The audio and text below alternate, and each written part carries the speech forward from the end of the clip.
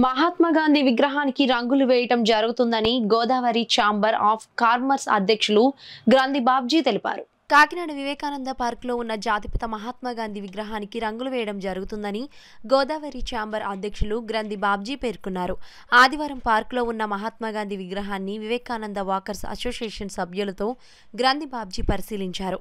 ఈ సందర్భంగా ఆయన మాట్లాడుతూ అక్టోబర్ 2న మహాత్మా గాంధీ జయంతి సందర్భంగా పార్కులో ఉన్న గాంధీ విగ్రహానికి రంగులు వేసే విధంగా చర్యలు తీసుకుంటామని అన్నారు. అదేవిధంగా చిన్న మరమ్మతులు చేపడతామని తెలిపారు.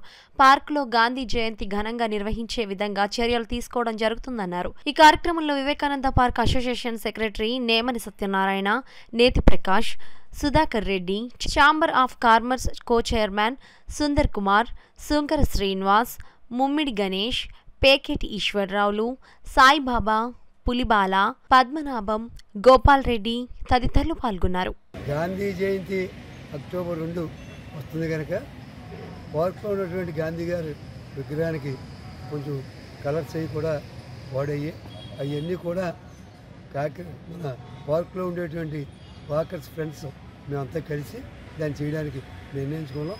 తప్పకుండా జయంతి నాటికి గాంధీ గారి విగ్రహాన్ని ఒక అందంగా తీర్చిదిద్దాలనేది మా సంకల్పం. దానికి సహకరించవలసిందిగా మా మిత్రులందరినీ కూడా కోరుతున్నాం.